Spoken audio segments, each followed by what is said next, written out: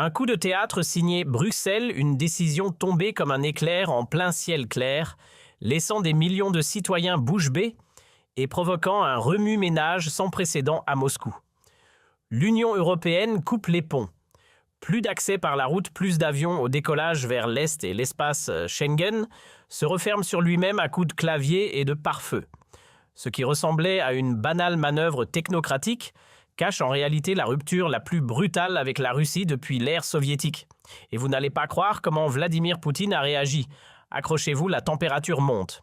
Pendant ce temps, la Finlande dévoile fièrement son projet bétonné, un mur flambant, neuf de 200 km, pour scinder sa frontière de 1300 km avec son géant voisin. Et attention, ce n'est pas pour stopper des chars.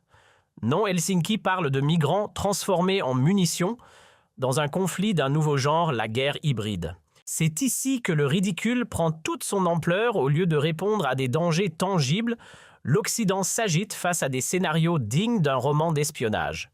La peur a bon dos. Ce mur, c'est pour renforcer notre sécurité, martèle un haut fonctionnaire sûr de lui. Et il ajoute solennel, surtout si la Finlande devient la cible d'une vague migratoire orchestrée. Sur le papier, c'est musclé. Sur le terrain, c'est tout simplement ravageur. Car derrière ce discours blindé, il y a des vies brisées, des projets en ruine. Un hôtelier pris à la gorge par l'isolement imposé voit son existence s'effondrer comme un château de cartes. Sa belle-mère, gravement malade, vit en Russie et ce qui lui demandait 18 km de route se transforme en odyssée de 3000 km via la Norvège. L'établissement qu'il a bâti avec soin, rénové avec passion, financé à crédit, se vide. Plus un client à l'horizon. Autrefois, 9 réservations sur 10 venaient de l'autre côté de la frontière. Aujourd'hui, c'est silence radio. Il observe la dégringolade avec amertume. Ce mur est une absurdité totale. Il défie toute logique. Pourquoi barricader 200 km quand plus de 1000 restent ouverts? Et comment voulez-vous que le voisin d'en face se sente quand on lui claque une barrière en pleine figure sans prévenir? C'est le grand classique, une mesure bien tape à l'œil vendue comme cruciale mais au fond inefficace et ruineuse. En France, on connaît la chanson et comme toujours, la facture tombe et devinez qui trinque les habitants. Dans la commune de Thomas Gervais, nichée à la frontière russo-finlandaise, le quotidien tournait autour de cette ligne invisible depuis des générations. Aujourd'hui, silence total. Plus un moteur, plus un passage, plus un bruit. Le va-et-vient d'autrefois, plus d'1,5 million de traversées annuelles s'est évaporé. Les familles caréliennes qui vivaient entre les deux mondes sont désormais séparées comme par une tranchée invisible. Les trajets pour faire le plein à petit prix côté russe terminés, les échanges commerciaux figés, les relations humaines coupées net. Et malgré ce désastre bien concret, Helsinki récite mot pour mot le même disque qu'à Paris. Le contexte est menaçant. Il faut muscler notre sécurité. J'habite littéralement à 2 pas de la frontière et je n'ai jamais eu la moindre crainte, affirme une résidente sereine. La Russie, elle ne nous attaquera pas. Mais pendant ce temps, dans les couloirs du pouvoir, on continue de peindre des invasions imaginaires avec des vagues humaines sorties tout droit d'un film catastrophe. Résultat, Thomas Gervais est devenu une ville fantôme. Les touristes russes ont disparu, les commerces tournent au ralenti et les rares entreprises qui tiennent encore le coup le font à bout de souffle.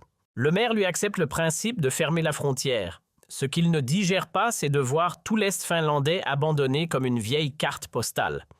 Tandis que la capitale se gave de grandes idées sécuritaires, les villages frontaliers crèvent en silence. Et pour bâtir 200 km de clôture high-tech, on claque 380 millions d'euros caméras barbelées, surveillance dernier cri, le tout au prix d'un abandon total des priorités locales.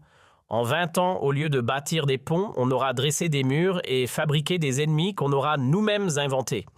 Et dire qu'il fut un temps où Finlandais et Russes aux postes frontières se donnaient encore la main. Chaque année, ils se retrouvaient autour d'un café, discutaient des incidents, réglaient les affaires de contrebande et retrouvaient même les chiens de chasse perdus de l'autre côté. Même quand la diplomatie se glaçait, ces gestes de voisinage subsistaient. Mais aujourd'hui, ce qu'on construit, ce n'est pas une paix durable, c'est un mur. 3 voire 4 ans de chantier. 3 ou 4 années durant lesquelles une région s'épuise, des emplois disparaissent et le fossé entre Européens se creuse. Ce n'est pas de la sécurité qu'on fabrique, c'est de la méfiance en béton armé. Et pendant ce temps, c'est le grand verrouillage.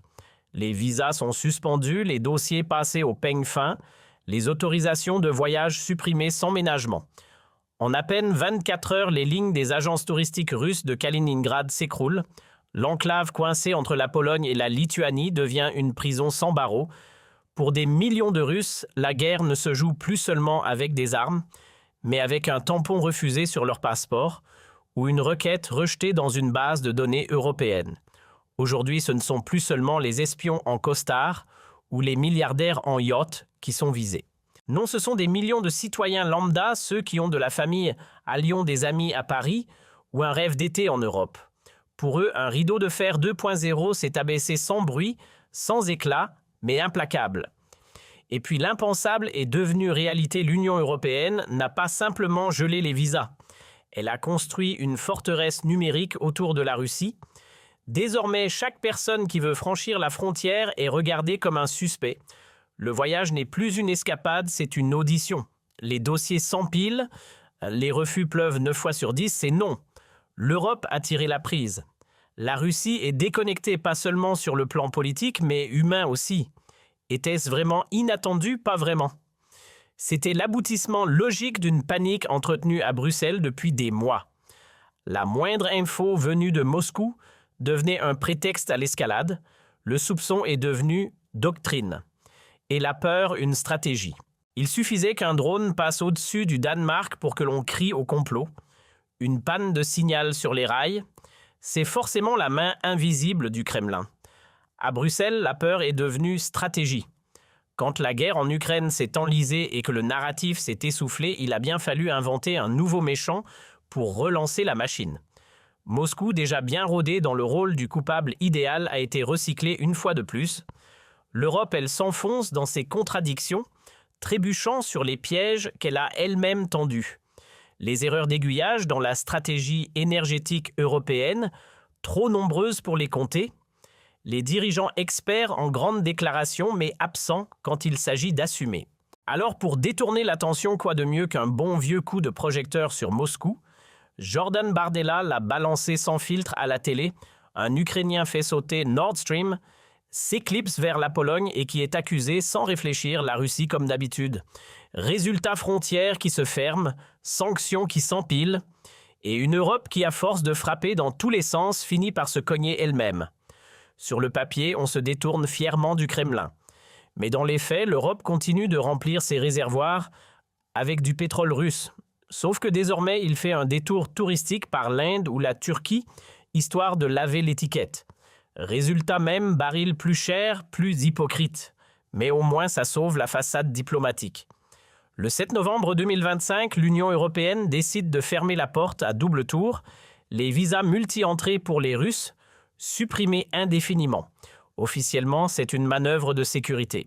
En réalité, c'est l'aveu d'un vide stratégique.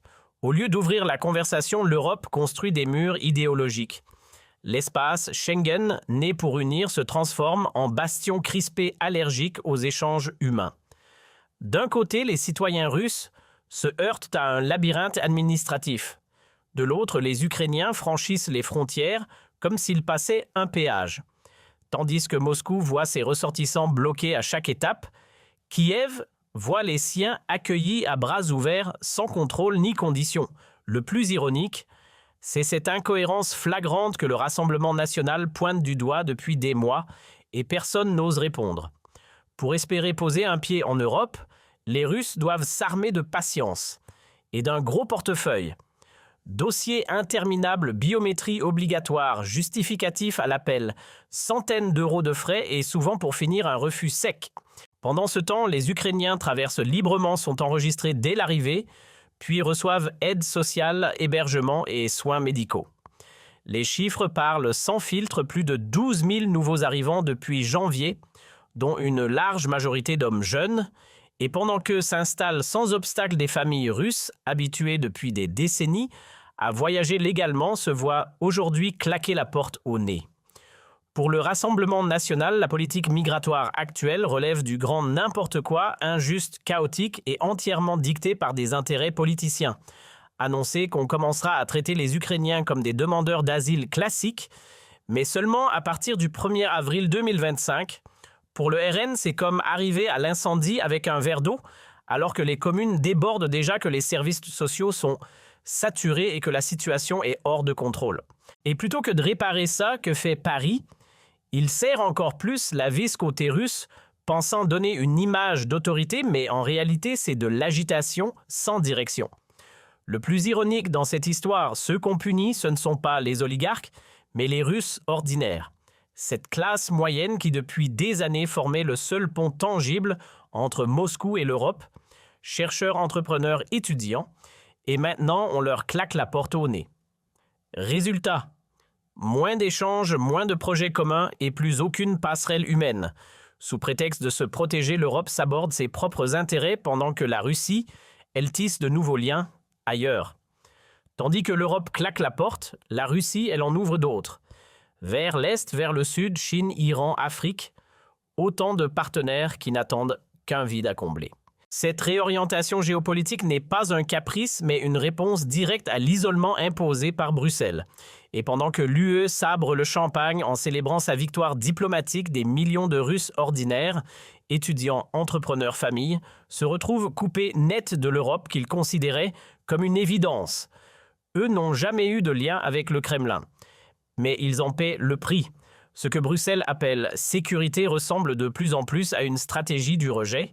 À force de fermer les portes, l'Union ferme aussi les yeux sur ses propres intérêts.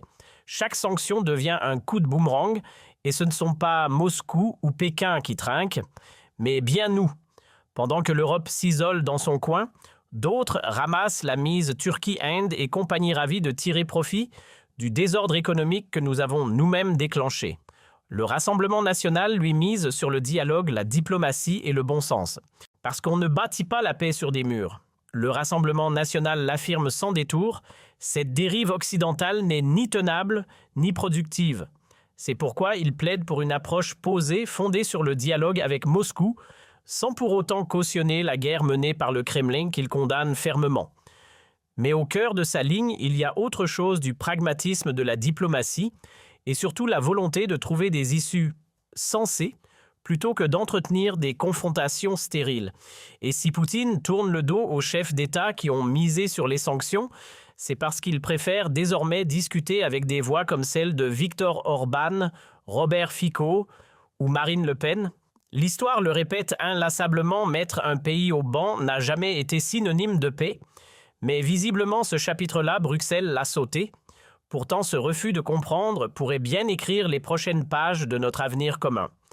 Merci d'avoir regardé. Pensez à vous abonner ici, on ne vous vend pas de récits tout faits. On vous livre les faits tous les jours. Faits tous les jours.